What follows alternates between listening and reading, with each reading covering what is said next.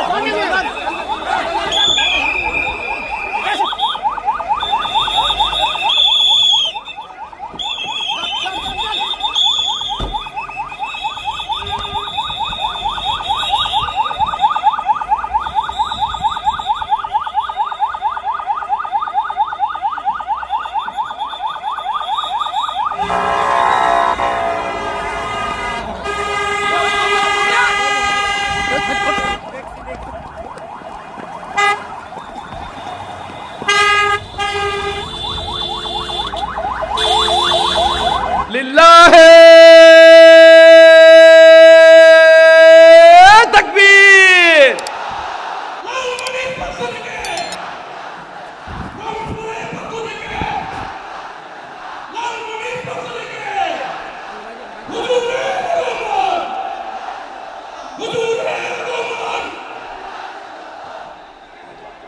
আমি বলেছিলাম আমার আলোচনার বিষয় হচ্ছে শান্তিপূর্ণ সহাবস্থান, সাম্প্রদায়িক সম্প্রীতি। আমরা দেখব ইসলাম আমাদেরকে কি কি দিক নির্দেশনা দেয়। শান্ত হইতে হবে, খরগোশের কানের মতো কান দুটো আমার দিকে করে রাখেন। আমি এখনো উঠে যাব, হাত নাড়ায় লাভ নাই, আমি উঠে যাব। তাকায় থাকো আর কান খাড়া, আওয়াজ হবে না। হ্যাঁ, মাশাআল্লাহ মাশাআল্লাহ, ঠিক আছে। আমরা দেখব যে রাসূল সাল্লাল্লাহু আলাইহি ওয়াসাল্লাম এই পিসফুল কোএক্সিস্টেন্সের জন্য আমাদের কি শিখিয়েছেন, কি কি গাইডলাইন দিয়েছেন। আমরা 1 2 3 4 করে এগুলো আপনাদের সাথে শেয়ার করব। আমি আপনাদের খেদমতে সূরাতুল আনআমের 108 নম্বর আয়াত তেলাওয়াত করেছি। এখানে আল্লাহ রাব্বুল ইজ্জা ওয়াল জালাল তিনি ইরশাদ করছেন, ওয়ালা তাসুব্বুল্লাযীনা ইয়াদউনা মিন দুনিল্লাহি ফায়াসুব্বুল্লাহা আদওয়াম বিগাইরি ইলম কাযালিকা যায়্যান্না লিকুল্লি উম্মাতিন আমালাহুম সুম্মা ইলা রাব্বিহিম মারজিউহুম ফায়ুনাব্বিউহুম বিমা কানু ইয়ামালুন। রব্বুল আলামিন বলেন, গোলাম ও আমার ইমানদার বান্দারা শোনো শোনো, ও আমার বিশ্বাসী বান্দারা শোনো শোনো, লা তাসুব্বুল্লাযীনা ইয়াদউনা মিন দুনিল্লাহ ফায়াসুব্বুল্লাহা আদওয়াম বিগাইরি ইলম। ও আমার বিশ্বাসী বান্দারা, যারা আল্লাহকে ব্যতি রেখে, আল্লাহকে বাদ দিয়ে অন্য উপাস্যকে ডাকে, দেবীর পূজা করে, তোমরা খবরদার তাদের গালি দিও না। আওয়াজ করে বলেন, কি দিও না? আল্লাহ বলেন, ও বিশ্বাসীরা শোনো, যারা আল্লাহকে বেছে রেখে দেবীর পূজা করে, অন্য উপাস্যের পূজা করে, তাদেরকে ডাকে, ওই দেবতাদেরকে তোমরা গালি দিও না। যদি ওই দেবতাদেরকে গালি দাও তাহলে ভুলবশত, শত্রুতাবশত তারা তোমাদের রব আল্লাহকে গালি দেবে, ঠিক কি না? তোমরা যদি তাদের দেবতাদের গালি দাও, ওরা রেগে তোমার আল্লাহরে গালি দিবে, তাহলে আল্লাহরে গালি খাওয়ানোর কারণ হয়ে গেলাম আমি, ঠিক কি না? বলেন।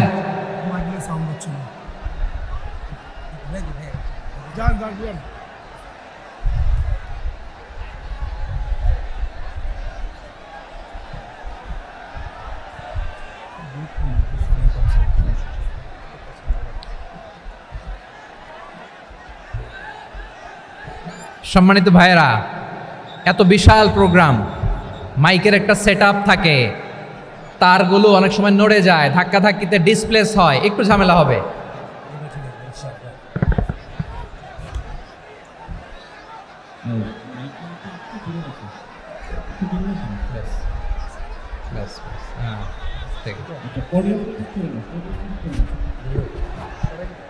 ঠিক আছে,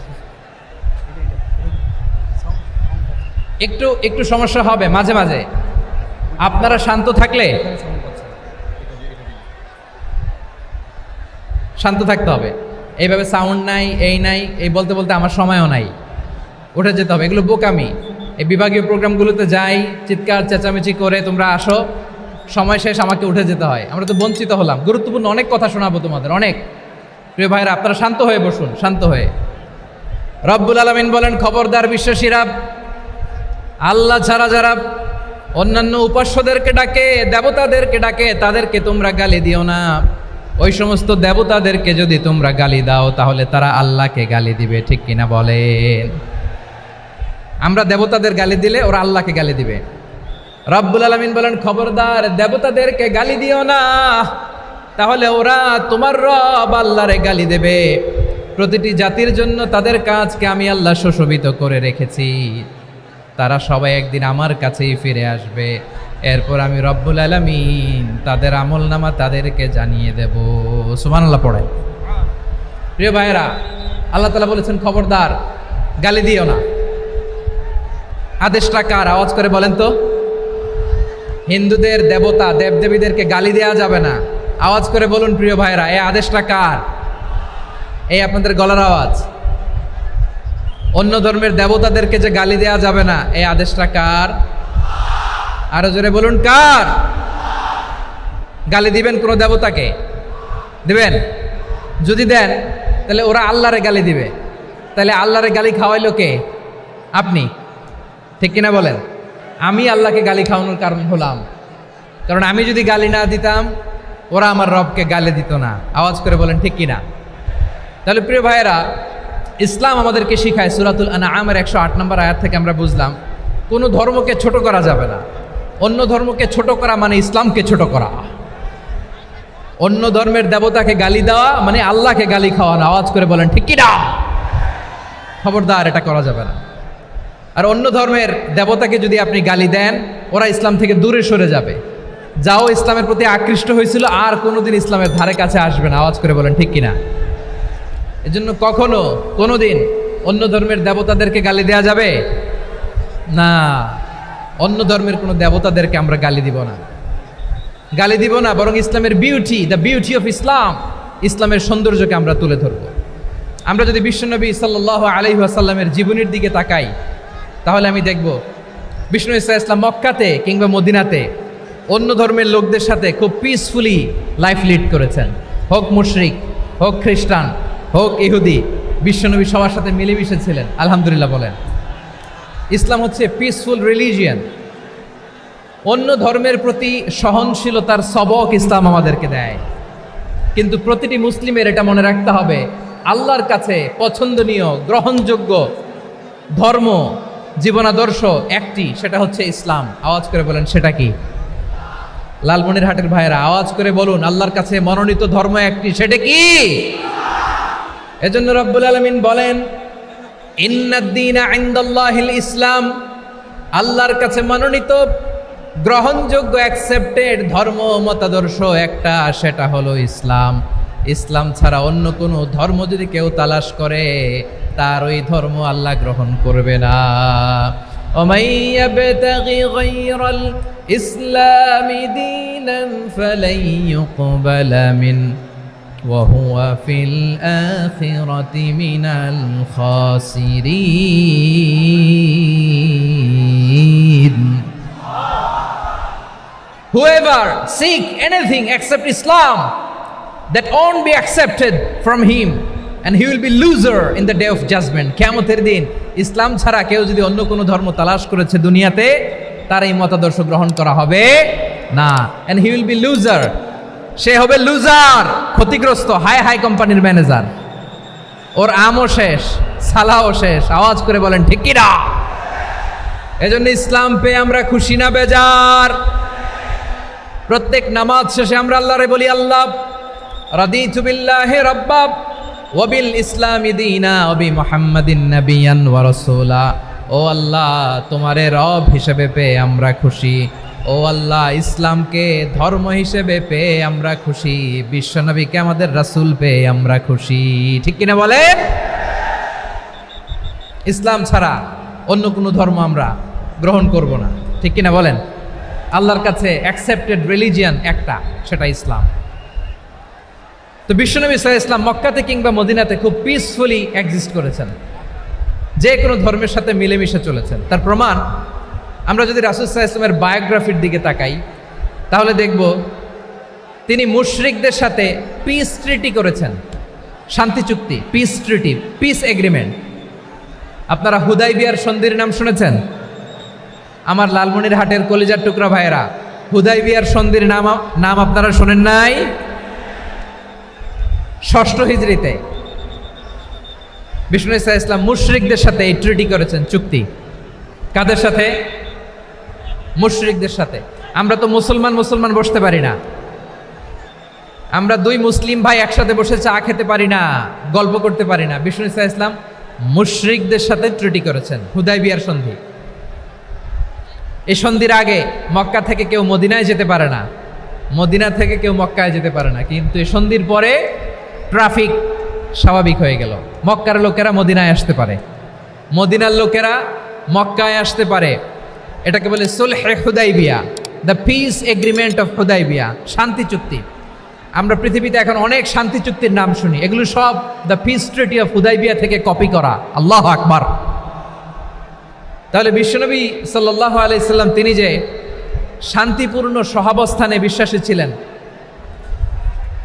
মুসলমানেরা যে অন্য ধর্মের প্রতি সহনশীল, তার প্রমাণ হচ্ছে এই পিস ট্রিটি। শুধু তাই নয়, মাইকের সাউন্ডটা একটু বাড়াই দিতে হবে, খুব দুর্বল, একটু মজবুত করতে হবে, আর একটু ক্লিন করতে হবে, আর সবগুলা জায়গায় সাউন্ড যাচ্ছে কিনা একটু ক্রস চেক করতে হবে। হ্যাঁ, পাবেন দিচ্ছে mike operator, he is trying his level best, দিচ্ছে। মাইক অপারেটর যিনি আছেন, প্রতিটি জায়গায় প্রতিটি সাউন্ড বক্সে যেন আওয়াজ পাওয়া যায়, একটু ক্রস চেক করেন, সাউন্ডটাকে একটু স্ট্রং করে দেন। হ্যাঁ, ঠিক আছে, মাশাআল্লাহ। এদিকে তাকান, এদিকে। মক্কার পার্ট গেল, পিস এগ্রিমেন্ট করলেন, শান্তি চুক্তি। বিষ্ণু ঈসা ইসলাম মদিনায় যেয়ে কি করলেন? মদিনায় যে বিষ্ণু ঈসা ইসলাম মদিনা চার্টার করলেন, মদিনা সনদ, সাহিফাতুল মদিনা, এটার বলে মদিনা চার্টার। যে ওয়েস্টে, ইউরোপে, আমেরিকাতে তারা অনেক চার্টার করে, এই সব চার্টার মদিনা চার্টার থেকে কপি করা। আওয়াজ করে পড়েন সুবহানাল্লাহ। বিষ্ণু ঈসা ইসলাম মদিনায় গেলেন, মদিনাতে মুসলিম, মুশরিক, ইয়াহুদি, এই 3 ধর্মের লোক মিলে সব স্টেক হোল্ডার যারা আছে সবাইকে নিয়ে বিষ্ণু ঈসা ইসলাম মদিনা চার্টার করলেন, মদিনা সনদ। পড়েন সুবহানাল্লাহ। শুধু তাই নয়, মক্কাতে বিশ্বনবী পিস এগ্রিমেন্ট করলেন, শান্তি চুক্তি মুশরিকদের সাথে। মদিনাতে যে বিশ্বনবী মদিনা চার্টার করলেন, মদিনা সনদ করলেন ইহুদিদের সাথে। আবার মদিনাতে বিশ্বনবী ইহুদিদের সাথে পিস ডায়ালগ করলেন, ইন্টারফেথ ডায়ালগ করলেন, আন্তধর্মীয় সংলাপ করলেন। যেই সংলাপের মূল ভিত্তি ছিল তাওহীদ। মূল ভিত্তি ছিল কি? তাওহীদ।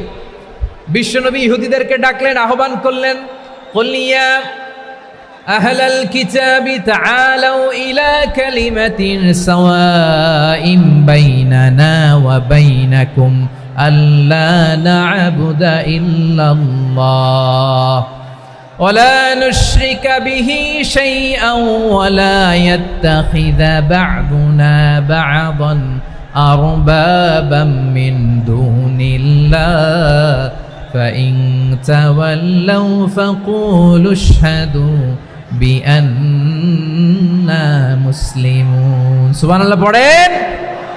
বিশ্বনবী মদিনার ইহুদিদের ডেকে বললেন, ও ইহুদিরা, শোনো শোনো, আসো এমন একটা আদর্শের প্রশ্নে আমরা একত্রিত হই, যে আদর্শের প্রচার তোমাদের নবীরাও করেছে, আমিও করি, যে আদর্শের কথা তোমাদের পবিত্র ধর্মগ্রন্থগুলোতে আছে, আমার কোরআনেও আছে। সেটা হলো তাওহীদ। আমরা এক আল্লাহ ছাড়া কারো ইবাদত করব না, আল্লাহর সাথে কাউরে শরীক করব না, আল্লাহ ছাড়া কাউরে রব মানব না। পড়েন সুবহানাল্লাহ। তাহলে আমার প্রিয় লালমনিরহাটের ভাইরা, মদিনাতে যেয়ে তিনি মদিনা চার্টার করলেন, মদিনা সনদ, পিস ডায়ালগ করলেন, শান্তির সংলাপ,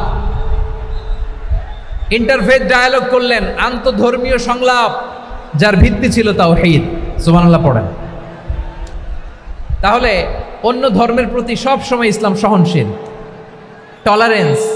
যদি আপনি দেখতে চান ইসলামের নবী বিশ্ব নবীর দিকে তাকান, ঠিক কিনা বলেন? আমরা তো সংখ্যালঘুদের রাইটস প্রোটেক্ট করার জন্য কত আইন বানাই, কত বৈঠক করি, কত সংবাদ সম্মেলন করি। বিষ্ণু সাল্লাল্লাহু আলাইহি ওয়াসাল্লাম সংখ্যালঘুদের রাইটসের ব্যাপারে, অধিকারের ব্যাপারে যে কথা বলেছেন, শুনলে আপনি অবাক হয়ে যাবেন।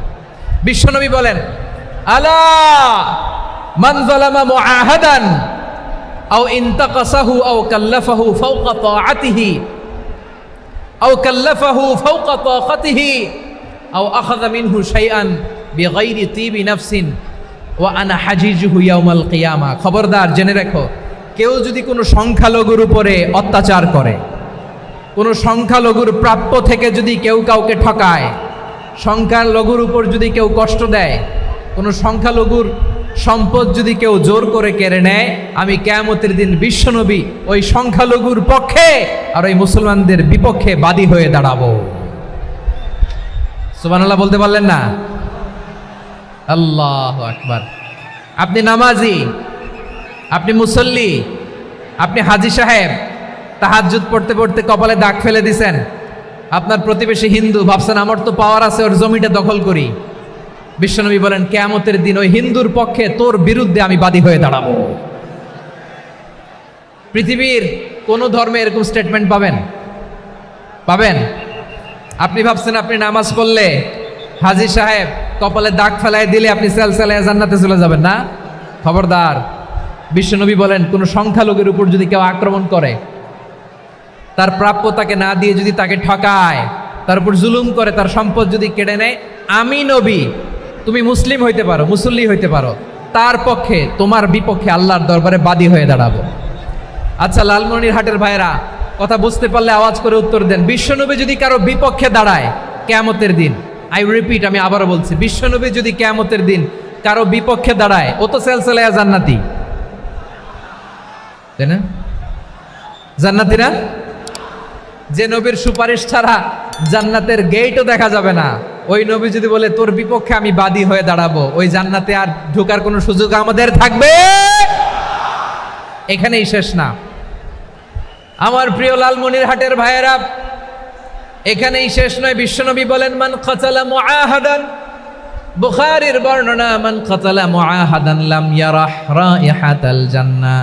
কেউ যদি, কোনো মুসলিম যদি অন্যায়ভাবে কোনো সংখ্যালঘুকে হত্যা করে, কোনো হিন্দুকে হত্যা করে, কোনো বৌদ্ধরে হত্যা করে, অন্যায়ভাবে কোনো মুসলিম যদি কোনো সংখ্যালঘুরে হত্যা করে, জান্নাতে যাওয়া তো দূরের কথা, ওই মুসলিম জান্নাতের ঘ্রাণও পাবে না।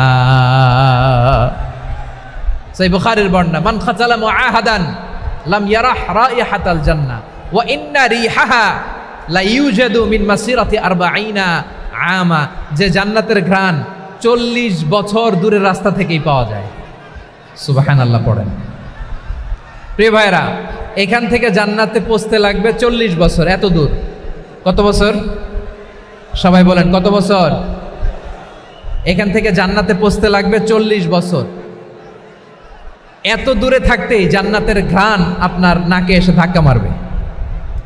বিষ্ণুই বলেন, যে ব্যক্তি কোনো সংখ্যালঘুকে হত্যা করে, জান্নাতের ঘ্রাণ তো পাবেই, জান্নাতে তো ঢুকতে পারবেই না, জান্নাতের ঘ্রাণও তার নাকে লাগবে না। পড়েন নাউযুবিল্লাহ। তাহলে সংখ্যালঘুদের ব্যাপারে ইসলামে অধিকার দেয়া আছে না নাই? লালমনিরহাটের ভাইয়ের আওয়াজ করে বলেন, আমার সংখ্যালঘু হিন্দু ভাইদের রাইটস, অধিকার আমাদের ইসলামে প্রোটেক্টেড আছে না নাই? এখানেই শেষ না। বিষ্ণু ইসলাম আপনার অমুসলিম প্রতিবেশীর সাথে ভালো আচরণ করতে বলেছে। আমাদের হয় না, এটা মুসলিম পাড়া, ওটা বৌদ্ধ পাড়া, হয় না? অনেক সময় হয় না, এটা আমাদের মুসলিম পাড়া, ওইটা হিন্দু পাড়া, এরকম আছে না নাই? লালমনিরহাটে নাই না? আছে? হিন্দু যদি আপনার প্রতিবেশী হয় কি করবেন? ওরে কষ্ট দিবেন নাকি? কেন, ও তো হিন্দু, ও তো আমার আল্লাহরে ডাকে না, ওরে কষ্ট দিলে জায়েজ হবে না? খবরদার। বিষ্ণু ঈসা ইসলাম বলেন, মান কানা ইউমিনু বিল্লাহ ওয়াল ইয়াউমিল আখির ফালিউকরিম জারাহ, যে আল্লাহ বিশ্বাস করে আর আখিরাতে বিশ্বাস করে সেজন্য প্রতিবেশীর সাথে ভালো আচরণ করে। সুবহানাল্লাহ। কলিজা জুড়ায় যায় না আমার নবীর কথাগুলো শুনলে? যে আল্লাহ বিশ্বাস করে, যে আখিরাতে বিশ্বাস করে সেজন্য প্রতিবেশীর সাথে ভালো আচরণ করে। এখানে বলছে মুসলিম প্রতিবেশী বলছে, নামাজি প্রতিবেশী বলছে, আল্লাহওয়ালা প্রতিবেশী বলছে না। প্রতিবেশী আস্তিক হোক নাস্তিক হোক, প্রতিবেশী মুমিন হোক মুশরিক হোক, প্রতিবেশী হইলেই তার সাথে ভালো আচরণের দরকার আছে না নাই? আমার প্রিয় লালমনিরহাটের ভাইয়েরা, বিষ্ণু ঈসা ইসলাম ওনার ইহুদি প্রতিবেশীদের দেখাশোনা করতেন। আওয়াজ না শোনা যাক, আমারও তো দেখা যায়, তাকায় থাকেন, তাকায় থাকলে সওয়াব হবে। কোরআনের কথা যেখান থেকে হয় এদিকে তাকায় থাকলেই বরকত। তাকায় থাকেন। জি জি, মাইক, আমি তো আর মাইক ঠিক করতে আসি না এদিকে, এই মাইক ঠিক করব, ওই মাইক ঠিক করব, ওদিকে পাইলট বলবে হুজুর চলে আসেন। জি বসুন বসুন, মাশাআল্লাহ। হ্যাঁ, খুব শান্ত, ঠিক আছে। পুলিশ ভাইরা না খেয়ে দিনরাত আপনারা যাতে সুশৃঙ্খল একটা প্রোগ্রাম উপহার পান এটাই চেষ্টা করতেছে, আপনাদেরকে কষ্ট দিতে আসে নাই, একটু একটু সহযোগিতা করেন। জি মাশাআল্লাহ, হ্যাঁ ঠিক আছে। আমার প্রিয় ভাইরা, প্রতিবেশী আস্তিক হোক নাস্তিক হোক, মুসলিম হোক হিন্দু হোক, তার সাথে ভালো আচরণ করতে হবে। বিষ্ণু ঈসা ইসলাম ওনার ইহুদি প্রতিবেশীর বাসায় যেতেন। কোন প্রতিবেশী? ইহুদি। আওয়াজ করে বলেন, কোন প্রতিবেশী? ইহুদি। এক ইহুদি কিশোর বিষ্ণু ঈসা ইসলামের খেদমত করতে, ইহুদি ছেলে আমার নবীর খেদমত করতো, তারা ছিল নবীর প্রতিবেশী। তো অনেক দিন হয় ইহুদি ছেলেটা আসে না। বিষ্ণুনবী খোঁজ দিলেন, ঘটনা কি? একটা ইহুদি ছেলে না আমার খেদমতে আসতো, ছেলেটা কই? খোঁজ নিয়ে জানলেন ছেলেটা অসুস্থ। বিষ্ণু ঈসা ইসলাম ওই ইহুদির বাড়িতে চলে গেলেন ওই ছেলেটাকে দেখা করার জন্য, ভিজিট করার জন্য। সুবহানাল্লাহ পড়বেন না? গেলেন, যে দেখে ইহুদি ছেলেটা মুমূর্ষ, জান যায় যায় ভাব, বিছানায় পড়ে আছে, তার বাবা দাঁড়ানো। বিশ্বনবী তার মাথার পাশে বসলেন, মাথায় হাত বুলিয়ে দিলেন, আর ছেলেটাকে বললেন আসলিম, হে ইহুদি ছেলে আসলিম, ইসলাম ধর্ম গ্রহণ করো। তো ছোট্ট ছেলে ভাবে আমরা ইহুদি, এখন ইসলাম ধর্ম গ্রহণ করলে আব্বা যদি বকা দেয়, ফানাযারা ইলা ওয়াজহি আবি, ছেলেটা তার বাবার চেহারার দিকে তাকালো, দেখি আব্বা কি কয়। আব্বা যদি বলে তাইলে ইসলাম ধর্ম গ্রহণ করবো। ইহুদি ছেলেটা তার বাবার দিকে যখন তাকালো, ওর বাবা বলে আতি আবুল কাসিম, আবুল কাসিম যা বলে তাই করো। আবুল কাসিম হচ্ছে বিষ্ণু ঈসা ইসলামের একটা কুনিয়াত, উপনাম। আমার রাসূলের বড় ছেলের নাম ছিল কাসেম। যেমন দেখবেন আমাদের এলাকায় কারো বড় ছেলের নাম যদি হয় আব্দুল্লাহ, এরা আব্দুল্লাহর বাপ বলে ডাকে। কারো বড় মেয়ের নাম যদি হয় ফাতেমা, এরা কি ডাকে? ফাতেমার বাপ বলে না? তো বিষ্ণু ঈসা ইসলামের বড় ছেলের নাম ছিল কাসেম।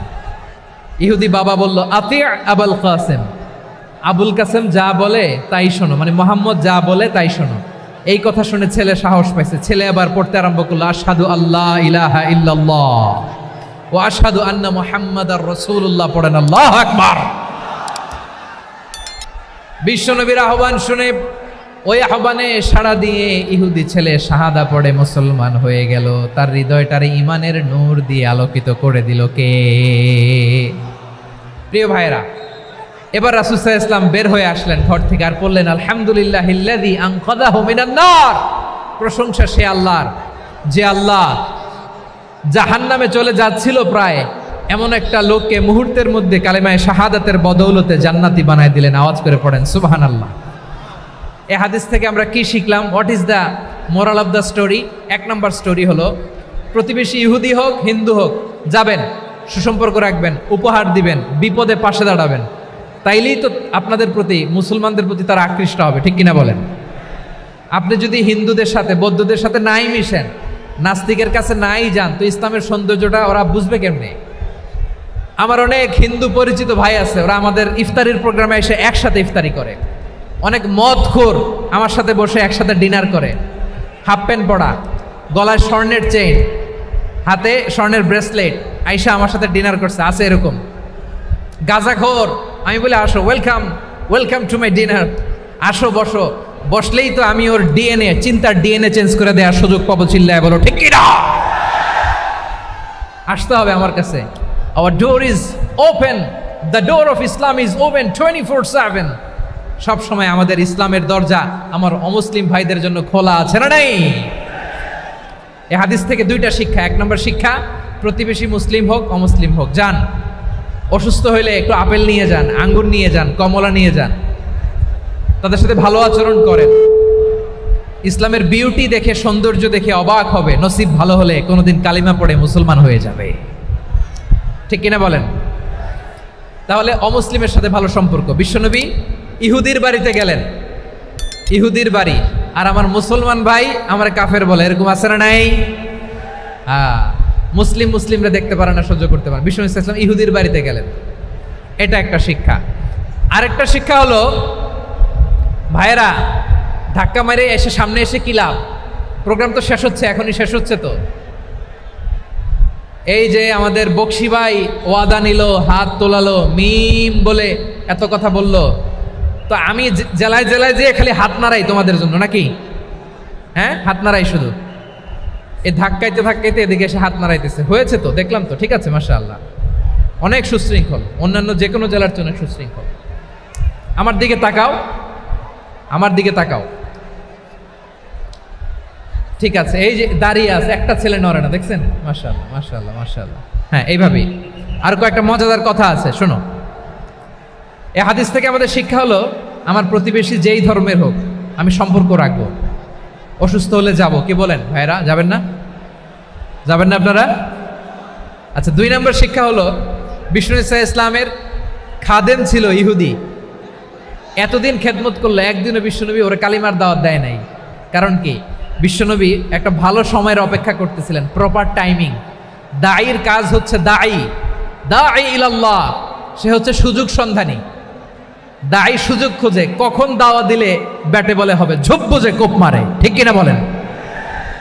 বিষ্ণু ইসলাম ভালো সময়ের অপেক্ষা করতেছিলেন, দেখি ভালো সময় আসুক আসুক আসুক আসুক। আস্তে আস্তে এমন সময় আসছে, ছেলে এবার মুমূর্ষ। অসুস্থ ব্যক্তির হৃদয় অত্যন্ত নরম থাকে।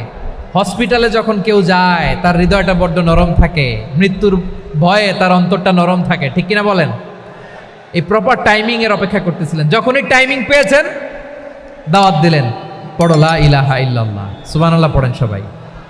তাহলে ইসলাম অমুসলিম প্রতিবেশীর সাথে ভালো আচরণ করতে বলে। ইসলাম অমুসলিম মাতা পিতার সাথেও ভালো আচরণ করতে বলে। মাতা পিতা যদি অমুসলিম হয়, তারা ফেলে দিতে পারবেন? পারবেন? আমার লালমনিরহাটের ভাইয়েরা, অনেক হিন্দু ছেলে আমাদের হাতে শাহাদা পড়ে মুসলিম হয়, কিন্তু ওর মা মুসলমান হয় নাই, বাবাও হয় নাই, এরকম আছে না নাই? তো ও হয়েছে মুসলিম, মা বাপ হিন্দু, এখন মা বাপ কি বাদ? হ্যাঁ, মা বাপ বাদ দেয়া যাবে? যেই মা আপনারে 9 মাস 8 মাস পেটে ধারণ করলো, আপনার মায়ের নার ছেঁড়া ধন, আপনি ওই মারে বাদ দিতে পারবেন? যেই মায়ের বুকের তাজা দুধ খেয়ে আপনি আজকে বাড়ন্ত তাজা তরতাজা, ওই মারে বাদ দেয়া যাবে? মায়ের এক ধারে দুধের দাম, কাটিয়া গায়ের চাম, পাপোশ বানাইলে ঋণের শোধ হবে না, এমন দরদি ভাবে কেউ হবে না আমার মাহা গো। মায়ের এক ধারে দুধের দাম, কাটিয়া গায়ের চাম, পাপোশ বানাইলে ঋণের শোধ হবে না, এমন দরদি ভাবে কেউ হবে না আমার মাহা গো, ঠিক কিনা? মাকে তো বাদ দেওয়া যায় না। وَقَضَى رَبُّكَ أَلَّا تَعْبُدُوا إِلَّا إِيَّاهُ وَبِالْوَالِدَيْنِ إِحْسَانًا। আল্লাহ বলে, অবধারিত 2টা ভার্ডিক তোমাদের জন্য, এক আল্লাহর ইবাদত করবা আর মা বাবার প্রতি ইহসান করবা। আদেশটা কার? মা বাবার প্রতি ইহসান করতে হবে। আমার মা হিন্দু হোক, ভালো আচরণ করতে হবে, বৌদ্ধ হোক, ভালো আচরণ করতে হবে। আমার যে সমস্ত হিন্দু ভাইয়েরা মুসলিম হয়েছ, তোমাদের মা বাবা এখনো মুসলমান হয় নাই, তাদের সাথে ভালো আচরণ করতে হবে, আপনাদের খেদমত নিজে করতে হবে অথবা খেদমতের ব্যবস্থা করাই দিতে হবে। মান্থলি যে খরচ লাগে এটা দিতে হবে। আরে তুমি এখন মুসলিম, তোমার মা বাবা হিন্দু, এখনই তো সুযোগ ইসলামের সৌন্দর্য দেখানো। এখন মা বাবা যদি দেখে আরে এটা হিন্দু থাকতে তো বদমাইশ ছিল, বেয়াদব ছিল, কি এমন ধর্ম সে গ্রহণ করলো যেটা গ্রহণের সাথে সাথে সে পাল্টে গেল? কি এমন ধর্ম সে গ্রহণ করেছে যেটা তার জীবনকে আলোকিত করে দিয়েছে? নসিব ভালো হইলে তারাও কালিমা পড়ে মুসলমান হয়ে যাবে। বিষ্ণু ইসলামের স্ত্রীর নাম ছিল আয়েশা রাদিয়াল্লাহু তাআলা আনহা, আবু বকর রাদিয়াল্লাহু তাআলা আনহুর মেয়ে। আবু বকর রাদিয়াল্লাহু তাআলা আনহুর আরেক মেয়ের নাম হচ্ছে আসমা। কি নাম? দুজনই আবু বকর রাদিয়াল্লাহু তাআলা আনহুর মেয়ে, আসমা আর আয়েশা। নাম দুইটা কেমন লাগে? আসমা নামটা কেমন লাগে? আয়েশা নামটা কেমন লাগে? সবার ভালো লাগে নাই? নাম দুটো আপনাদের ভালো লাগে? লালমনিরহাটে অনাগত যদি কন্যা সন্তান হয়, যদি মনে চায় আসমা রেখে দিতে পারবেন, যদি মনে চায় আয়েশা রেখে দিয়েন। দেশে বিদেশে এয়ারপোর্টে রাস্তাঘাটে শুধু বলে হুজুর একটা নাম দেন, আমার ছেলের একটা নাম দেন, মেয়ের একটা নাম দেন। তো আমার মনে আছে যশোরের আদ্দিনের মাহফিলে আমি একটা দুইটা নাম দিয়েছিলাম। আজকে লালমনিরহাটের এই প্রোগ্রামে কন্যা সন্তান যদি হয় দুটা নাম দিলাম, আসমা কিংবা আয়েশা। ইনশাআল্লাহ পড়েন। দুজন বোন, এক মায়ের না, বাবা এক মা দুইজন। আয়েশা রাদিয়াল্লাহু তাআলা আনহার মায়ের নাম উম্মে রুমান, আর আসমা রাদিয়াল্লাহু তাআলা আনহার মায়ের নাম কুতাইলা বিনতে আব্দুল উজ্জা। আবু বকর রাদিয়াল্লাহু তাআলা আনহু 4টা বিয়ে করেছিলেন। তো একই ঘটনা ঘটেছে এই ফ্যামিলিতে। আসমা ইসলাম ধর্ম গ্রহণ করে মুসলিমা, কিন্তু তার মা কুতাইলা মুশরিকা।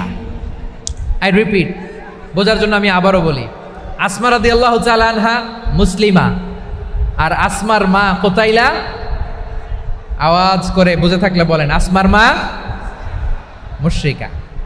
তার মানে মেয়ে মুসলিম, মা অমুসলিম, ভেজাল আছে না নাই?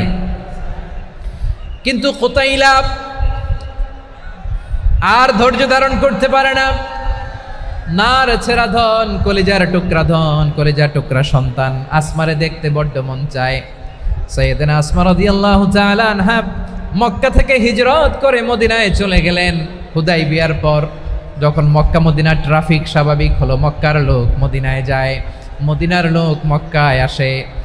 কুতাইলা কলিজার টুকরা সন্তান আসমারে দেখার জন্য কিছু উপহার নিয়ে বিশাল মরুপথ পাড়ি দিয়ে মক্কা থেকে মদিনায় যায়। সুবহানাল্লাহ বলেন।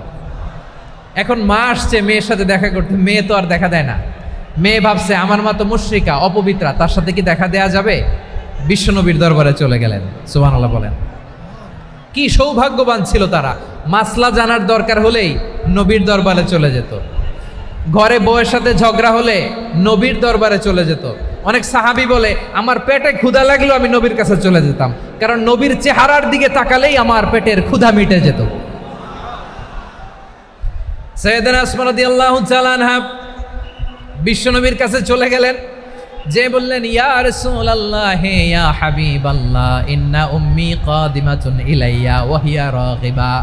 আমার মা মক্কা থেকে অনেক দূর মরুর পথ পাড়ি দিয়ে উপহার সামগ্রী নিয়ে মদিনায় আমার সাথে দেখা করতে এসেছে গো নবী। আমার জানতে বড্ড ইচ্ছে হয় আমি আমার মুশরিকা মাখা করতে পারবো কিনা। আফা আসিলুহা, আগে যেমনি আমি আমার মায়ের সাথে ভালো আচরণ করতাম, যেমনি আমি আমার মায়ের সাথে সদাচরণ করতাম গো নবী, এখন আমি মুসলিমা, মা মুশরিকা, এখনো কি আগের মতো সদাচরণ করতে পারবো নাকি? বিশ্বনবী বললেন নাম সিলিহা, হ্যাঁ রে আসমা, অবশ্যই অবশ্যই, আগে ঠিক যেমন তুমি তোমার মায়ের সাথে ভালো আচরণ করতে, এখনো তেমনি আগের মতো ভালো আচরণ করবা। আওয়াজ করে পড়েন সুবহানাল্লাহ। কি ইসলাম আমরা পেয়েছি! কত ব্রড মাইন্ডেড আমাদের ইসলাম, কত ওপেন মাইন্ডেড ইসলাম, কত ওপেন আপ করতে পারে, চিন্তা করতে পারেন। বিষ্ণু বললেন হ্যাঁ অবশ্যই, নাম সুলিহা, আগে যেমনি ভালো আচরণ করছো আসমা, এখন ওইরকমই করো, পারলে আরো বাড়ায় করো। সুবহানাল্লাহ বলেন। তাহলে আমার যে হিন্দু ভাইয়েরা, হিন্দু বোনেরা ইমানের বদৌলতে দৌলতে আপনি ধন্য হয়েছেন, আপনার আম্মা আব্বা এখনো মুসলমান হয় নাই, তাদের জন্য দোয়া করেন, তাদের জন্য দোয়া করেন, আল্লাহ যেন তাদেরকেও ইমানের দৌলত দান করে। আমরা সবাই পড়ি আমিন, আরো জোরে পড়েন আমিন। এখন বলেন, ইসলাম কি ন্যারো মাইন্ডেড রিলিজিয়ান না ব্রড মাইন্ডেড? লালমনিরহাটের যুবক ভাইরা আওয়াজ করো, ইসলাম কি ন্যারো মাইন্ডেড না ব্রড মাইন্ডেড? কতটা ব্রড মাইন্ডেড দেখেন। বিশ্বনবী সাল্লাল্লাহু আলাইহি সাল্লাম অমুসলিমরা যদি নবীকে উপহার দিত, ওই উপহারও বিশ্বনবী গ্রহণ করতেন। সুবহানাল্লাহ পড়েন। আপনার অমুসলিম বন্ধু যদি উপহার দেয়, সেটাও আপনি নিতে পারবেন, যেটা নেওয়া জায়েজ। কিন্তু আপনার বন্ধু যদি আপনার মদের বোতল দেয়, নিতে পারবেন? হ্যাঁ, মদের বোতল দিলে পারবেন না। আপনার বন্ধু যদি আপনার পর্ক দেয়, পর্ক শুকরের গোশত মিশ্রিত কোনো খাবার, ওটা নিতে পারবেন না। হালাল যে কোনো জিনিস নিতে পারবেন। বিশ্বনবী সাল্লাল্লাহু আলাইহি ওয়াসাল্লাম অমুসলিমদের দেয়া হাদিয়া গ্রহণ করতেন। কেমন নবী ছিলেন? আমার নবীরে চিনে নেন, আমার নবীর অ্যাটিটিউড জেনে নেন। বিশ্বনবী সাল্লাল্লাহু আলাইহি ওয়াসাল্লাম যখন কোনো জনপদে যেতেন, 3টা অপশন নিয়ে যেতেন। প্রিয় ভাইয়ের আওয়াজ করে বলতে হবে, কোনো জনপদে গেলে আমার নবীর অপশন থাকতো কয়টা? আমার মতো 3 আঙ্গুল উঁচু করে দেখান আর বলুন, আমার নবী কোনো জনপদে গেলে কয়টা অপশন নিয়ে যেতেন? 1 নম্বর অপশন আসলিম তাসলাম। নতুন এলাকায় গেলে বলতেন আসলিম তাসলাম, ইসলাম ধর্ম গ্রহণ করো, শান্তিতে থাকবা, আমার ভাই হয়ে যাবো, আমরা ভাই ভাই। ইসলাম মানো, আমরা ভাই ভাই। অপশন নাম্বার কত? 1। যদি বলে না ইসলাম মানবো না, ওকে, অপশন নাম্বার 2, মুসলিম হওয়ার দরকার নাই, লা ইকরাহা ফিদ্দিন, ইসলামে কোনো বাড়াবাড়ি নাই। খ্রিস্টান আছো থাকো, বৌদ্ধ আছো থাকো, ইহুদি থাকতে চাও থাকো, কিন্তু আমরা যেহেতু রিজিওনাল সুপার পাওয়ার, আমাদের আন্ডারে থাকো, ট্যাক্স দিয়া থাকো, এটার বলে জিজিয়া। আলেম যারা আছেন বুঝবেন, এটার আরবিতে কি বলে? জিজিয়া। You pay us the tax, we will give you the security. তোমরা ট্যাক্স দিবা, আমরা সিকিউরিটি দিব, আমাদের আওতায় থাকবা, কেউ তোমাদেরকে আক্রমণ করতে পারবে না, আমরা নিরাপত্তা দিব। সুবহানাল্লাহ বলেন। এটা অপশন নাম্বার কত? আচ্ছা, বুঝে থাকলে বলেন, 1 নম্বর অপশন কি ছিল? ইসলাম। ইসলাম মানো, শান্তিতে থাকবা, ভাই ভাই, আমরা ভাই ভাই। অপশন নাম্বার 2, ট্যাক্স দাও, আমরা নিরাপত্তা দিব, মুসলিম হওয়া লাগবে না। এখন 1 নম্বরও মানে না, 2 নম্বরও মানে না, মুসলিম হব না, ভালো, খ্রিস্টান থাকো, ট্যাক্স দাও, আমরা সিকিউরিটি দিব না, এইটাও মানি না। বিষ্ণু বলেন, তাহলে তলোয়ার আমাদের আর তোমাদের মাঝে ফয়সালা করবে। মুসলিমও হব না, ট্যাক্স দিবা, নিরাপত্তা দিব, আমরা সুপার পাওয়ার, আমাদের আন্ডারে থাকবে, এটাও না। তাহলে তোমাদেরকে তো আমরা বিশ্বাস করতে পারি না, কখন না কখন বিশ্বাসঘাতকতা করো, কার সাথে মিলে হাত মিলাও, তলোয়ার আমাদের মাঝে ফয়সালা করবে। তখন তিনি জেহাদের সশস্ত্র সংগ্রামের ঘোষণা দিতেন। সুবহানাল্লাহ পড়েন। দেখেন, পশ্চিমারা জেহাদকে এইভাবে চিত্রায়িত করে না। ওরা জেহাদ বলতে বোঝায় তলোয়ার, হাত কাটো, গলা কাটো না। জেহাদ সশস্ত্র সংগ্রাম 3 নম্বরে। অধিকাংশ ক্ষেত্রেই বিশ্বনবীর সুন্দর আচরণ দেখে, আরে আমার নবীর যে নুরানি চেহারা, অনেকে তো কেবল সিরেফ চেহারাটা দেখেই কালিমা পড়ে মুসলমান হয়ে গিয়েছে। যারা মুসলিম হয় নাই, তারা তাদের ইসলামেই বলবৎ ছিল, ট্যাক্স দিয়ে ইসলামের আন্ডারে ছিল। যারা এটাও মানে নাই, ওইটাও মানে নাই, তাদের বিরুদ্ধে জেহাদ। বিষ্ণু ইসলাম 7ম হিজরিতে যখন খায়বার বিজয়ের পরে ইসলাম রিজিওনাল সুপার পাওয়ার হিসেবে আত্মপ্রকাশ করলো, বিশ্বনবী চিঠি লিখলেন অন্যান্য সুপার পাওয়ারের কাছে, রাষ্ট্রীয় চিঠি লেখে এক রাষ্ট্রপ্রধান আরেক রাষ্ট্রপ্রধানের কাছে। ঠিক কিনা বলেন? জানেন না আপনারা? এই যে 24-এর ছাত্র নাগরিক অভ্যুত্থানে, এই অভ্যুত্থান যখন শুরু হয়, আমি তখন সাউথ আফ্রিকাতে একটা স্ট্যাটাস দিয়েছিলাম, কোটা নয়, গোটা দেশ সংস্কার করা লাগবে। শুধু বাংলাদেশ নয়, সারা বিশ্বের বাংলা ভাষাভাষী লোকেরা এই আন্দোলনের সাথে সমর্থন তারা করেছে, এটাকে সাপোর্ট করেছে, তারা সমর্থন দিয়েছে। আমাদের ইউনাইটেড আরব আমিরাতের বাংলাদেশি ভাইয়েরা, তারা সেখানে রাস্তায় নেমে এসেছিল, জানেন? ওইখানে ডেমনস্ট্রেশন করা যায় না, সেখানকার সরকার তাদেরকে যাবজ্জীবন দিয়েছিল। তখন আমাদের এই যে প্রধান উপদেষ্টা ডক্টর মোহাম্মদ ইউনূস সরাসরি G2G বলে, এটারে G2G, government to government, G2G, উনি চিঠি লিখলেন যে তাদেরকে, ইউর হাইনেস, হে সম্মানিত আমির, আপনি আমার এই চিঠির কারণে আমার সম্মানে এই 53 জন বাংলাদেশিকে মাফ করে দেন। এই চিঠির বদৌলতে বেকসুর খালাস পেয়ে গিয়েছিল আমাদের ভাইরা, জানেন না এই ঘটনা আপনারা? তাহলে গভর্নমেন্ট টু গভর্নমেন্ট চিঠি দেওয়া হয়। সপ্তম হিজরিতে বিষ্ণু ইসলাম সব সুপার পাওয়ারের কাছে চিঠি দিলেন, রোমান সম্রাটের কাছে, পারস্য অধিপতির কাছে, মিশরের অধিপতির কাছে, সবার কাছে চিঠি লিখলেন। চিঠির ভাষা ছিল এরকম, মিন মুহাম্মাদিন রাসূলিল্লাহ ইলা মুকাউকিস আযীমিল কিবত, মুহাম্মদ রাসূলুল্লাহর পক্ষ থেকে মিশরের বাদশার কাছে, আসলিম তাসলাম, ইসলাম মানো শান্তিতে থাকবা, সালামুন আলা মান ইত্তাবা আল হুদা, শান্তি তার জন্য যে হেদায়েতের অনুসরণ করে। সুবহানাল্লাহ পড়েন। তো এই চিঠি অনেকে ভালোভাবে রিসিভ করেছে, অনেকে এই চিঠি পাওয়ার পরে নবীর কাছে আবার ইন রিটার্ন উপহার পাঠিয়েছে। কি পাঠিয়েছে? উপহার। মিশরের বাদশাহ মুকাউকিস তিনি বিশ্বনবীকে বিশাল এক উপহারের ডালি পাঠিয়েছেন। মিশরের বাদশাহ মুকাউকিস ছিলেন ধর্মে খ্রিস্টান। লালমনিরহাটের ভাইয়েরা আওয়াজ করে বলেন, মিশরের বাদশাহ ধর্মে কি ছিল? খ্রিস্টান। কি উপহার দিয়েছিল আমার নবীকে? শুনতে মনে চায়? আওয়াজ নাই লালমনিরহাটের গলায়, শুনতে মনে চায়? 1000 স্বর্ণমুদ্রা, 1000 স্বর্ণমুদ্রা। 2টা খ্রিস্টান দাসী, একজনের নাম মারিয়া বিনতে শামউন আল কিবতিয়া, আরেকজনের নাম সিরিন বিনতে শামউন আল কিবতিয়া। একজন খ্রিস্টান দাস 20 থান কাপড় জামা বানানোর জন্য, আমরা নবী যেন সেলাই করে জামা বানাতে পারে এজন্য 20 থান কাপড়, 20 থান ফাইন গার্মেন্ট। সুবহানাল্লাহ পড়বেন না? এরপরে একটা গাধা যেটার নাম ছিল উফাইর, আর একটা খচ্চর, এটার নাম ছিল দুলদুল। খচ্চর চিনেন? গাধা আর ঘোড়ার ক্রসিংয়ে যে প্রাণীটা দুনিয়াতে আসে ওটার খচ্চর বলে। তো এই যে সুপার পাওয়ার খ্রিস্টান বাদশার কাছে নবী চিঠি লিখলেন, ওই খ্রিস্টান বাদশাহ আমার নবীকে উপহার দিল। বিশ্বনবী এই উপহারগুলো সানন্দে গ্রহণ করেছে। সুবহানাল্লাহ পড়বেন না? তাহলে অমুসলিম কেউ যদি আপনাকে উপহার দেয়, হালাল উপহার হলে আপনি গ্রহণ করতে পারবেন।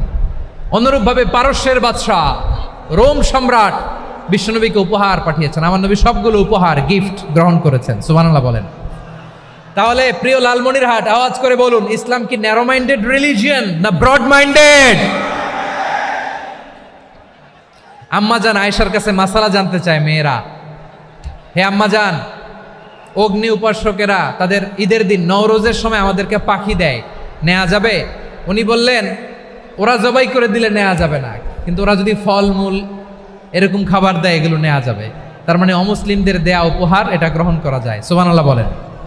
শুধু তাই নয়, বিষ্ণু ঈসা ইসলাম অমুসলিমদের সাথে আর্থিক লেনদেনও করেছেন, ফিনান্সিয়াল ডিলিং করেছেন। অমুসলিমদের সাথে প্রয়োজনে আপনি ফিনান্সিয়াল ডিলিং করতে পারবেন। আমরা প্রায় দেখি বাজারের মিষ্টির দোকানগুলো আমার হিন্দু ভাইদের। লালমনিরহাটে মিষ্টির দোকান, দইয়ের দোকান কারা চালায়? হিন্দুরা চালায় না? তারপরে যে বারবার শপ, চুল কাটে যে নাপিত, অধিকাংশ নাপিতের দোকানে কারা? আমার হিন্দু ভাইরা। তা আপনি চুল কাটতে পারবেন কিনা? পারবেন কিনা বলেন? পারবেন। তার দোকান থেকে দই মিষ্টি কিনতে পারবেন কিনা? হ্যাঁ, আমার মুসলিম ভাইয়ের দোকান থাকলে ওইটারে আমি বেশি প্রায়োরিটি দিব, ঠিক কিনা? কিন্তু যদি তাদের সার্ভিস নিতে চান, প্রোডাক্ট নিতে চান, পারবেন। তার দলিল সহিহ বুখারী, আম্মা জান আয়েশা রাদিয়াল্লাহু তাআলা আনহা বলেন, ইশতারা রাসূলুল্লাহ সাল্লাল্লাহু আলাইহি ওয়াসাল্লাম মিন ইয়াহুদিয়িন তুআমান ওয়া রাহানাহু দিরআহু মিন হাদিদ। রাসূল সাল্লাল্লাহু আলাইহি ওয়াসাল্লাম এক ইহুদির কাছ থেকে, কার কাছ থেকে? সবাই বলে নাই কার কাছ থেকে? আমার নবী, পেয়ারা নবী এক ইহুদির কাছ থেকে জব কিনেছিল। জব, বার্লি, যেটা দিয়ে রুটি বানায়। ওই জবের দাম দেওয়ার টাকা পয়সা নবীর কাছে ছিল না, ফলে নবী ওনার একটা পোশাককে মর্গেজ রেখেছিলেন, মর্গেজ, বন্ধক, যে এখন এটার দাম দিতে পারবো না, কয়েক কেজি বার্লি নিয়ে যাই আর বন্ধক হিসেবে আমার জামাটা রেখে গেলাম, যেই দিন দাম দিব ওই দিন জামাটা ছুটায় নিয়ে যাব। সুবহানাল্লাহ পড়বেন না? বাকিতে নিছিলেন, বাকিতে। দিরআহু মিন হাদিদ, লোহার তৈরি বর্ম, মানে যুদ্ধের পোশাক, লোহা দিয়ে বানানো।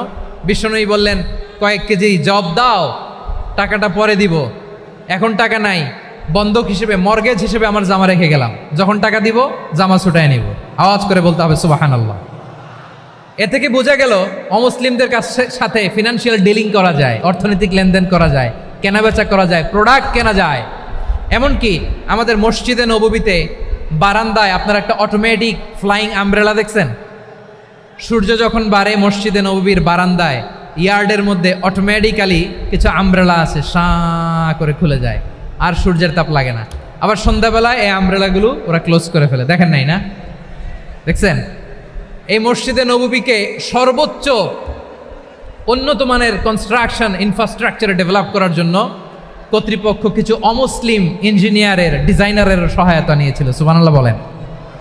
কোন দলিলের ভিত্তিতে? এই দলিলের ভিত্তিতে যে বিষ্ণু ঈসা ইসলাম অমুসলিমদের সাথেও লেনদেন করেছেন। আওয়াজ করে বলতে হবে আল্লাহু আকবার। শুধু তাই নয়, ইন কেস অফ ইমার্জেন্সি, প্রয়োজনে ইসলামের খাতিরে ইসলামকে সামনের দিকে এগিয়ে নিয়ে যাওয়ার জন্য অমুসলিমদের সাপোর্ট নেওয়া জায়েজ আছে। সুবহানাল্লাহ বলেন। অমুসলিমদের সাপোর্ট নেয়া, তাদের থেকে অর্থ নেয়া, পলিটিক্যাল সাপোর্ট, পলিটিক্যাল অ্যাসাইলাম নেওয়া জায়েজ আছে। আমাদের অনেক বিশ্ববরেণ্য দায়ীরা আমেরিকায় অস্থায়ীভাবে অ্যাসাইলাম নিয়ে থাকে, নিজের দেশে গেলে ফাঁসিতে ঝুলাই দিবে। যুগ যুগ ধরে দায়ীদের উপরে এরকম অত্যাচার আর নির্যাতন আছে না নাই? মিশরের অনেক দায়ীরা পাশ্চাত্যে যেয়ে থাকে। এই যে তারা পলিটিক্যাল অ্যাসাইলাম নিয়ে থাকে, রাজনৈতিক আশ্রয়, এটা জায়েজ আছে না? এটা যে জায়েজ আছে তার প্রমাণ স্বয়ং বিশ্বনবী সাল্লাল্লাহু আলাইহি ওয়াসাল্লাম পলিটিক্যাল সাপোর্ট নিয়েছিলেন অমুসলিমদের কাছ থেকে। সুবহানাল্লাহ বলেন। খুব মজাদার একটা ঘটনা শুনবেন। আপনাদের আগ্রহ দেখে তো মনে হয় না শোনার ইচ্ছা আছে। আছে আছে, গলায় জোর আছে। লিল্লাহি তাকবীর, লিল্লাহি তাকবীর, নারে তাকবীর। মাশাআল্লাহ।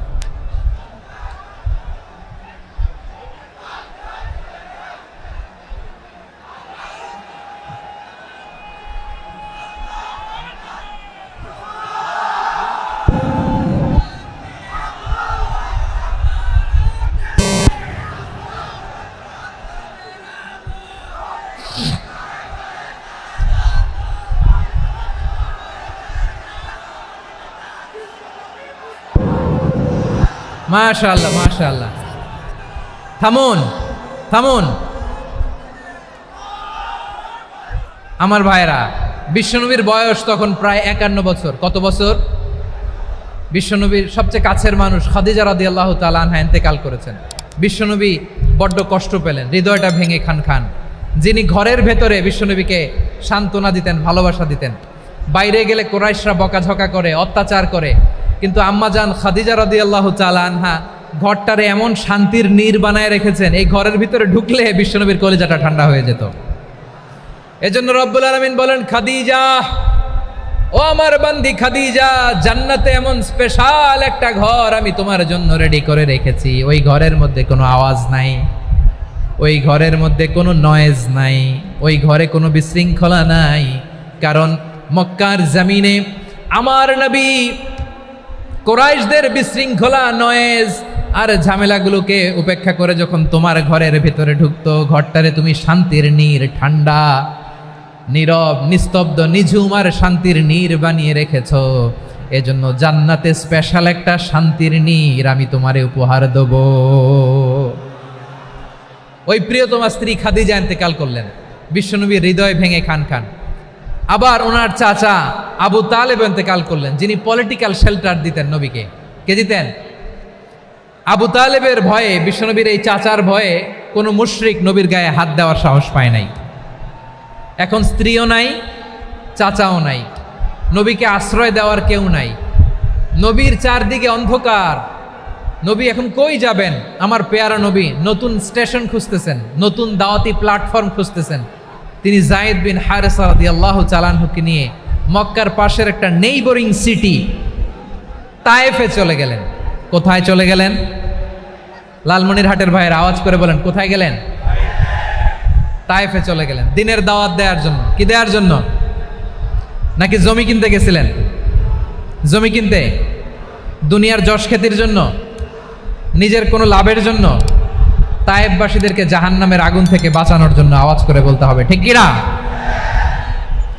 বিশ্বনবী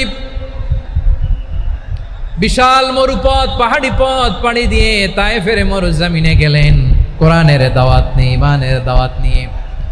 কিন্তু তায়েফের লোকেরা বিশ্বনবীর দাওয়াতকে শুধু প্রত্যাখ্যান করেই থামে নাই, তারা বিশ্বনবীর সাথে অত্যন্ত খারাপ আচরণ করেছে, বিশ্বনবীকে শারীরিকভাবে হেনস্থা করেছে, আমার নবীকে শারীরিকভাবে অত্যাচার করেছে, আমার পেয়ারা নবীর গায়ে পাথর মেরেছে, বিশ্বনবীর গা বেয়ে ঝরঝর করে রক্ত ঝরেছে, নবী জামিনের মধ্যে লুটিয়ে পড়েছেন, আবার মেরেছে, আবার নবী হাঁটতে শুরু করলেন, পেছন থেকে আবার মেরেছে, আবার নবী রক্তাক্ত হয়ে জামিনের মধ্যে লুটিয়ে পড়লেন, আবার মেরেছে।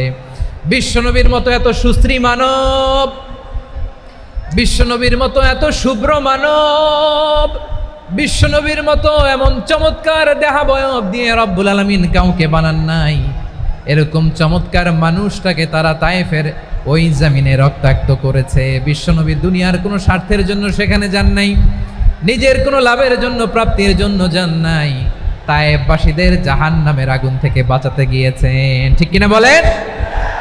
খেয়ে না খেয়ে দিন প্রচারের কাজে নিজেকে দিয়েছ বিলিয়ে, তায়েফের কাফিরেরা চিনল না সে আলো, দুষ্ট ছেলেদের পিছু দিল লেলিয়ে, পাথরের আঘাতে ক্ষত বিক্ষত হয়ে সারা শরীর থেকে রক্ত ঝরে। হে রাসূল তোমাকে ভুলি আমি কেমন করে, হে রাসূল তোমাকে ভুলি আমি কেমন করে। পারেন না আপনারা? ধরুন আমার সাথে। হাজার ব্যথা বেদনার পরে ফিরে আসনি তুমি আপন ঘরে, দিনের আলো তুমি ছড়িয়ে দিতে, চলে গেলে মদিনায় মক্কা ছেড়ে। হে রাসূল তোমাকে ভুলি আমি কেমন করে, হে রাসূল তোমাকে ভুলি আমি কেমন করে। ঠিক কিনা বলেন? প্রিয় ভাইরা, তায়েফের ছেলেরা নবীকে রক্তাক্ত করলো। আমার নবী কই যাবে? কই যাবে?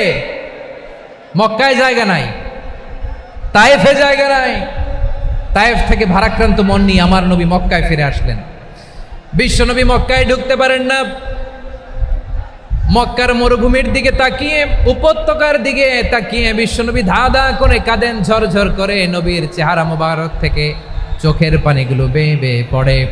আমার জন্মস্থান, আমার শৈশব, কৈশোর, যৌবন কেটেছে এই মক্কায়, আমার এলাকায় আমি ঢুকতে পারি না। বিশ্বনবী মক্কার অনতি দূরে দাঁড়িয়ে জায়েদকে পাঠালেন, জায়েদ যাও দেখো কেউ আমাকে সাপোর্ট করার মতো আছে কিনা, যাও অমুকের কাছে যাও। জায়েদ গেলেন, তারাও প্রত্যাখ্যান করে ফিরিয়ে দেয়। বিশ্বনবী বললেন যাও অমুক লোকের কাছে যাও, তিনিও প্রত্যাখ্যান করে ফিরিয়ে দিলেন। কেউ বিশ্বনবীকে আশ্রয় দিতে রাজি হয় না। নিজ জন্মভূমিতে বিতাড়িত বিশ্বনবী, সর্বশেষ বিশ্বনবী বললেন যাও মুতঈম ইবনে আদির ঘরে যাও। মুতঈম ইবনে আদি মুশরিক, তার কাছে যাও। গেলেন, মুতঈম ইবনে আদি রাজি হয়ে গেল। সুবহানাল্লাহ বলেন। দেখেন, অনেক বিপদের সময়ও আমি নিজে সাক্ষী, সামাজিকভাবে রাজনৈতিকভাবে কত ঝঞ্ঝা, কত ষড়যন্ত্র, কত কনস্পাইরেসি পাড়ি দিয়ে আমাদেরকে সামনে এগিয়ে যেতে হয়। এই শত্রুদের ভেতরেও একজনকে দাঁড় করিয়ে দেয় যে আল্লাহর কোরআনের জন্য রেডি হয়ে যায়। পড়েন সুবহানাল্লাহ।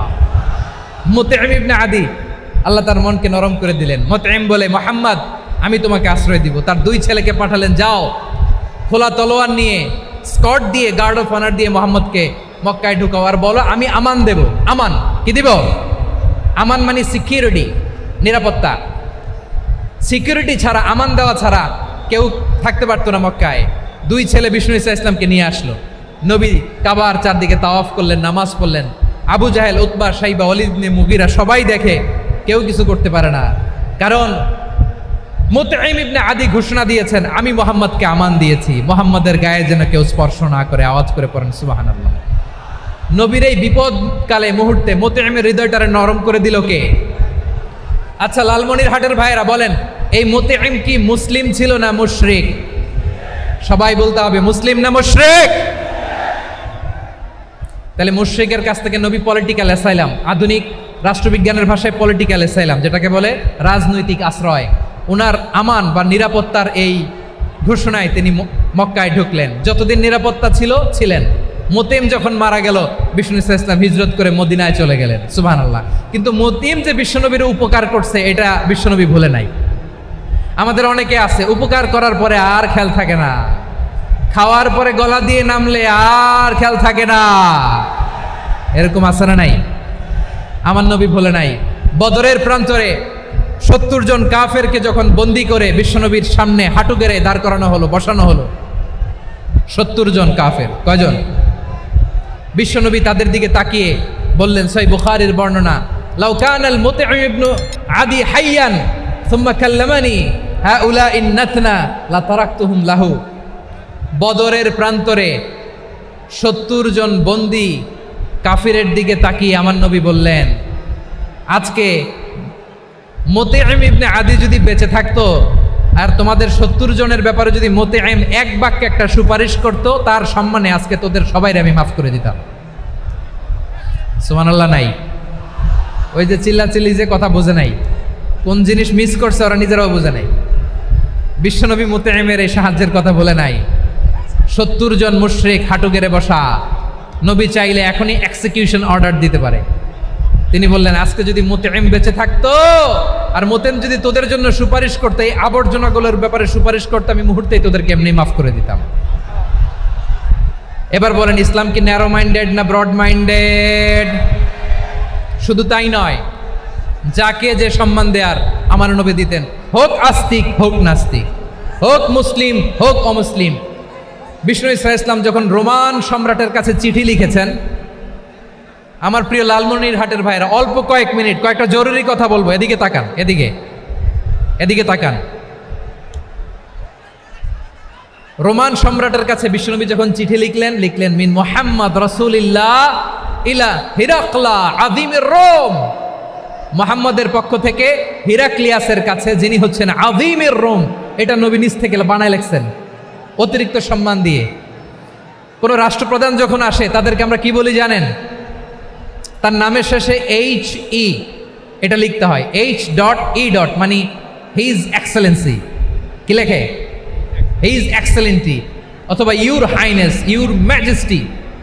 দেখেন, বিশ্বনবী সাল্লাল্লাহু আলাইহি ওয়াসাল্লাম সব নবীদেরও নবী। তিনি একজন মুশরিক খ্রিস্টান সম্রাট, রোমান সম্রাটের কাছে চিঠি লিখতে যেয়ে লিখতেছে, ইলা হিরাকলা আযীমির রোম, হিরাক্লিয়াসের কাছে আমার চিঠি, যিনি রোমের আযীম, হিজ হাইনেস, মানে রোমের অনেক সম্মানিত এক বাহাদুর। আওয়াজ করে বলেন সুবহানাল্লাহ। তার মানে যাকে যে সম্মান দেয়ার এটা বিশ্বনবী দিতেন। এমনকি যেই ইহুদিরা ভালো ছিল, এই ইহুদিদেরও প্রশংসা করেছেন বিশ্বনবী মুহাম্মদুর রাসূলুল্লাহ সাল্লাল্লাহু আলাইহি ওয়াসাল্লাম। এক ইহুদির প্রশংসা করেছেন বিশ্বনবী। ইহুদির কার? আমি তো আমার ভাইয়ের প্রশংসা করি না, আমি তো এক আলেম আরেক আলেমরে স্পেস দেই না, আমি তো এক দায়ী আরেক দায়ীর সাথে বসতে চাই না। আমার নবী ইহুদির প্রশংসা করে। কার প্রশংসা? ওই ইহুদির নাম ছিল মুখাইরেক। সিরাত গ্রন্থ ঘাটলে পাবেন। তিনি বলেছেন, মুখাইরেক খাইরু ইয়াহুদ, Mukhayriq is the best of the Jews. জুইশদের মধ্যে সে সবচেয়ে ভালো। কেন প্রশংসা করলেন তার? এর কারণ মদিনা চার্টারে কথা ছিল সব ধর্মের মুসলিম, মুশরিক, ইহুদিরা মিলে মদিনাকে রক্ষা করবে। কিন্তু 3য় হিজরিতে যখন উহুদের যুদ্ধ শুরু হলো, সবার কথা ছিল যেই আক্রমণ করে আমরা মদিনাকে বাঁচাবো। কোন শহরকে বাঁচাবো? মদিনাকে। কিন্তু কুরাইশরা যখন অ্যাটাক করলো, ইহুদিরা আর আসে না, ইহুদিরা আর বেরোয় না। বিষ্ণু বললেন, ওহে ইহুদিরা, তোমরা না চুক্তি করলে আমার সাথে যে মদিনা বাঁচাতে সবাই ঝাঁপিয়ে পড়বো, আসো। একটা ইহুদিও বেরোয় না, কেউ আসে নাই সেদিন, একজন ছাড়া। তার নাম মুখাইরেক। তার নাম কি? মুখাইরেক বাহাদুরের মতো ঘোড়সাওয়ার হয়ে বেরিয়ে গেলেন এবং বললেন, গোটা ইহুদি সাম্রাজ্যের একজনও যদি না আসে, আমি মুখাইরেককে কেউ ঘরে আটকে রাখতে পারবে না। বেরিয়ে আসলেন, এসে বললেন, আমি মুহাম্মদের পক্ষে যুদ্ধ করব। আমি মারা গেলে আমার সম্পদ আমার উত্তরাধিকারীরা পাবে না, আমার সম্পদ তোমরা মুহাম্মদকে দিয়ে দিবা। সুবহানাল্লাহ বলেন। উহুদের ময়দানে 70 জন মুসলমান শহীদ হলো। এই ইহুদি সেও মুসলমানের পক্ষে যুদ্ধ করে নিহত হলো। সুবহানাল্লাহ বলেন। মুসলিমদের লাশ যখন নিয়ে আসা হলো, এই মুখাইরিকের লাশও নিয়ে আসা হলো। মুসলিমদের লাশের পাশে মুখাইরিকের লাশ দেখে বিশ্বনবী মুখাইরিকের প্রতি অনেক খুশি হলেন। আর বিশ্বনবী খুশি হয়ে বললেন, মুখাইরিক খৈরু ইয়াহুদ, মুখাইরিক যদিও তুমি ইহুদি, তারপরে তুমি সব ইহুদিদের মধ্যে সেরা ইহুদি। পড়েন সুবহানাল্লাহ। আমার নবী ইহুদিকেও সম্মান দিতে কার্পণ্য করে নাই। আওয়াজ করে বলেন আল্লাহু আকবার। প্রিয় ভাইরা, এবার সর্বশেষ আওয়াজ করে বলেন, ইসলাম কি ন্যারো মাইন্ডেড নাকি ব্রড মাইন্ডেড? সবাই বলেন ন্যারো মাইন্ডেড না ব্রড মাইন্ডেড? এজন্য অমুসলিম হইলেই তারা আমাদের শত্রু নয়। শত্রু কারা? এই লালমনিরহাটের ভাইয়েরা শোনেন, শত্রু কারা? যে সমস্ত অমুসলিম আমাদেরকে নিশ্চিহ্ন করে দিতে চায়, যে সমস্ত অমুসলিম আমাদের ভূখণ্ড থেকে আমাদেরকে তাড়িয়ে দিতে চায়, যে সমস্ত অমুসলিম আমার ধর্ম নিয়ে তুচ্ছতাচ্ছিল্য করে চিল্লায় বলেন ঠিক কিনা, তারা আমাদের শত্রু। সাধারণ অমুসলিমরা আমার শত্রু নয়। এই যে হিন্দুরা থাকে এরা আমার ভাই, বৌদ্ধরা আমার ভাই, খ্রিস্টানরা আমার ভাই, ইহুদিরা আমার ভাই। তারা দিনই ভাই নয়, তারা মায়ের পেটের ভাই নয়, তারা মানবিক দিক থেকে ভাই। ও মানুষ, আমিও মানুষ। ইসলাম মানুষকে সম্মান করে, চিল্লায় বলো ঠিক কিনা। যারা আমাদের অস্তিত্বকে নিশ্চিহ্ন করতে চায়, যারা আমাদের ভূখণ্ডকে দখল করতে চায়, যারা আমাদেরকে নিয়ে মকারি করে, ফান করে, টিটকারি করে, আমার ধর্ম নিয়ে খেলা করে, তাচ্ছিল্য করে, ওদের বিরুদ্ধে আমাদের জিহাদ। সাধারণ মুসলিম আমাদের শত্রু নয়।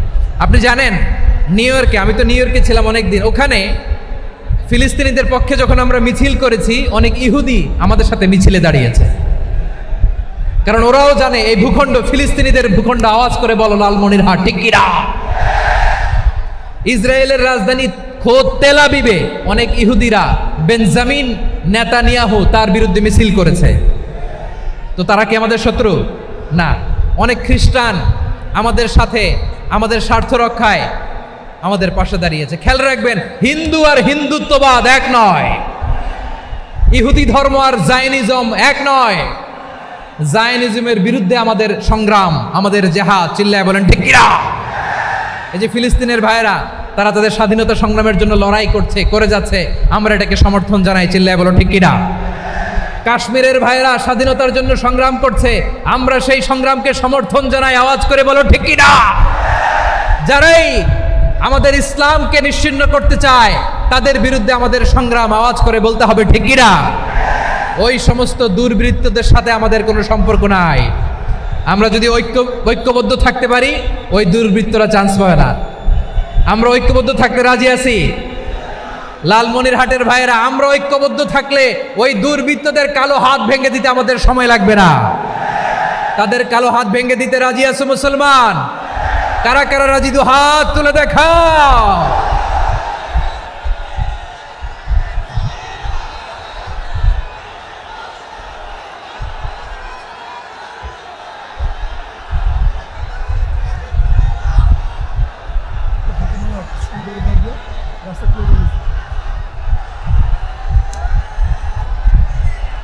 আমার প্রাণ প্রিয় লালমনিরহাটের ভাইয়েরা, শত্রু কাফের আর অশত্রু কাফেরের মধ্যে পার্থক্য আছে না নাই? আবু তালেবও মুশরিক, আবু জাহেলও মুশরিক, কিন্তু দুই মুশরিকে পার্থক্য আছে না নাই? আবু তালেব নবীর চাচা, মুশরিক, মারা গিয়েছে মুশরিক অবস্থায়, কিন্তু আজীবন আমার নবীকে আগলে রেখেছে, আমার নবীকে সাপোর্ট করেছে, ভালোবেসেছে।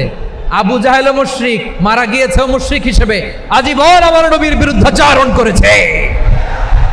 আবু জাহেলের শক্তি, সামর্থ্য, স্ট্র্যাটেজি, প্ল্যান সব আমার নবীর বিরুদ্ধে ছিল। এই আবু জাহেলের কারণে একটা দিন শান্তিতে আমার নবী মক্কায় ঘুমাতে পারে নাই, চিল্লায় বলেন ঠিক কিনা। এজন্য রব্বুল আলামিন বলেন, লা ইয়ানহাকুমুল্লাহু আনিল্লাযীনা লাম ইউকাতিলুকুম ফিদ-দীনি ওয়া লাম ইখরিজুকুম মিন দিয়ারিকুম আন তাবাররুহুম ওয়া তুকসিতু ইলাইহিম ইন্নাল্লাহা ইউহিব্বুল মুকসিতিন। আল্লাহ বলে, গোলামেরা শোনো শোনো, যে সমস্ত অমুসলিম তোমাদের সাথে ধর্মযুদ্ধে লিপ্ত হয় না, তোমাদের বিরুদ্ধে যে সমস্ত অমুসলিম অস্ত্র ধরে না, যে সমস্ত অমুসলিম তোমাদেরকে তোমাদের জন্মস্থান থেকে, ভূখণ্ড থেকে তাড়িয়ে দেয় না, তাদের সাথে ভালো আচরণ করতে আমি আল্লাহ নিষেধ করি নাই। তাদের সাথে সদাচরণে কোনো নিষেধাজ্ঞা নাই, বরং তাদের সাথে সদাচরণ করো, এটাই আমি আল্লাহ চাই। তাহলে আমার যে অমুসলিমরা আমাদের সাথে শত্রুতা করে না, তুচ্ছতাচ্ছিল্য করে না, আমাদের ভূমি থেকে আমাদেরকে উচ্ছেদ করতে চায় না, আমাদের বিরুদ্ধে অস্ত্র ধরে না, ওই অমুসলিম ভাইদের সাথে আমাদের কোনো দ্বন্দ্ব আছে? কোনো বিরোধ আছে? বরং আছে ভালোবাসা। বরং আছে কি? এই ভালোবাসা দিয়েই আমরা বিশ্ব জয় করব। রাজি আছো মুসলমান? আমাদের পুঁজি ভালোবাসা। আমাদের পুঁজি কি? এবার আওয়াজ করে বলেন আমার এই পুরো আলোচনা থেকে, the religious coexistence, peaceful coexistence, শান্তিপূর্ণ সহাবস্থান, কমিউনাল হারমোনি, এই সাম্প্রদায়িক সম্প্রীতি, এই আলোচনা থেকে কি বুঝলেন? ইসলাম কি ন্যারো মাইন্ডেড না ব্রড মাইন্ডেড? এই ব্রড মাইন্ডেড হৃদয় নিয়ে, ভালোবাসা দিয়ে আমরা বিশ্ব জয় করতে চাই। রাজি আছেন? আল্লাহ কবুল করুক। আমরা সবাই পড়ি আমিন। লালমনিরহাটের জেলা স্টেডিয়ামে আমার প্রিয় মায়েরা, বোনেরা, আপনাদের জন্য একটা হাদিস বলে শেষ করব। বিশ্বনবী বলেন, আমার মায়েরা খেয়াল করে শুনুন, বিশ্বনবী আপনাদের উদ্দেশ্য করে বলেন, আল মারআতু ইযা সাল্লাত খামসাহা ওয়া সামাত শাহরাহা হাফিজাত ফুরুজাহা আতাআত বা'লাহা ফালতাদখুল মিন আইয়ি আবওয়াবিল জান্নাতি শাআত। বিশ্বনবী বলেন, ও রমণীরা, ও নারীরা, যে সমস্ত নারী এই 4টা কাজ করবে, এই 4টা কাজের গ্যারান্টি দিবে, তাদেরকে জান্নাতের 8টা দরজার গ্যারান্টি দেয়া হবে। কি 4টা কাজ? 1 নাম্বার, আল মারআতু ইযা সাল্লাত খামসাহা, যে নারী 5 ওয়াক্ত নামাজ পড়ে। কি করে? জেলা স্টেডিয়ামে অবস্থানরত আমার নারীরা, বোনেরা, বিশ্বনবী আপনাদেরকে 4টা কাজের কথা বলেছেন, খুব বেশি না। 4টা করলে 8 জান্নাতের দরজা সব খোলা। কোনটা দিয়ে যাবেন? যেটা দিয়ে মনে চায়। 1 নাম্বার 5 ওয়াক্ত নামাজ। আমার বোনেরা জোহরের নামাজ পড়তে পড়তে এটা আসরে নিয়ে যায়, আসর পড়তে পড়তে এটা মাগরিবে নিয়ে যায়। এরকম আসরা নাই? লালমনিরহাটে হয়তো নাই। আমার বোনেরা এটা করবেন না। ইন্নাস সালাতা কানাত আলাল মুমিনিনা কিতাবাম মাওকুতা, সময় মতো পড়বেন। সামাত শাহরা, রমাদানের রোজাগুলো রাখবেন। হাফিজাত ফুরুজাহা, যে নারী তার চরিত্রকে হেফাজত করে, তার প্রাইভেট হেফাজত করে, তার লজ্জাস্থান হেফাজত করে। ও মায়েরা, আপনার এই গর্ভ যে কত দামি আপনি জানেন না। আপনার এই গর্ভ থেকে জন্মাবে আগামীর সালাহুদ্দিন আল আইয়ুবী। আপনার গর্ভ থেকেই জন্মাবে ইমাম আল মাহদি আল মুনতাজার। আপনার পেট থেকে জন্মাবে আবু সাইদের মতো বীর সৈনিক। আপনার পেট থেকে জন্মাবে মুগ্ধের মতো বীর মুজাহিদ। আপনি জানেন না কে আসবে আপনার পেট থেকে। সময়টাকে কাজে লাগান, ইসলামকে বুঝেন, মানেন, আমাদের ইসলামিক লেকচারগুলো শোনেন। আমরা যে বার্তাগুলো, ইনস্ট্রাকশনগুলো, দিক নির্দেশনাগুলো আপনাদের খেদমতে রাখি, এগুলো মেনে চলুন। আপনিই পারেন আপনার ঘরটাকে জান্নাতের টুকরা বানাতে। একটা family, it's a very big institution and you are the MD, the managing director of this institution. চিল্লায় বলেন ঠিক কিনা? চাইলেই পারেন ঘরটারে জান্নাতের টুকরা বানাতে। 5 ওয়াক্ত সালাত, রমাদানের রোজা, নিজের চরিত্রের হেফাজত, ও আতাআত বা'লাহা, স্বামীর আনুগত্য। এটাতে অনেকে ভুল করে থাকে। হায় রে আমার বোনেরা, স্বামীর আনুগত্যকে এটা নিজের অপমান মনে করবেন না। আপনার স্বামী আপনার সবচেয়ে বড় গার্ডিয়ান, তিনি আপনার সবচেয়ে ভালো চায়। নারী কখনো গার্ডিয়ানশিপের বাইরে থাকতে পারে না। হয় আপনি বাবার গার্ডিয়ানশিপের ভেতরে, বাপ না থাকলে ভাই আপনার গার্ডিয়ান, ভাই না থাকলে চাচা গার্ডিয়ান, বিয়ের পরে আপনার স্বামী আপনার গার্ডিয়ান। শরিয়া সম্মত স্বামীর আদেশগুলো আপনি মেনে চলবেন, কিন্তু শরিয়া বিরুদ্ধ কোনো আদেশ মানতে আপনি বাধ্য নয়। আওয়াজ করে বলুন সবাই ঠিক কিনা? এই 4টা কাজ যদি কোনো নারী করে, বিশ্বনবী বলেন জান্নাতের 8টা দরজা খোলা। তোমার যেটা দিয়ে মনে চায় সেটা দিয়ে জান্নাতে তুমি এন্ট্রি নিতে পারবা। আমরা এখানে লালমনিরহাটের সোহরাওয়ার্দী ময়দানে আজকে যেমন একত্রিত হতে পারলাম, আল্লাহর জান্নাতেও যেন একত্রিত হতে পারে। আল্লাহ তুমি তৌফিক দান করো। আল্লাহ আমার এই কলিজার টুকরা যুবক ভাইদেরকে তুমি ওমরে ফারুকের মতো কবুল করো। জেলা স্টেডিয়ামে অবস্থানরত আমার মা বোনদেরকে তুমি ফাতেমার মতো, খাদিজার মতো কবুল করো।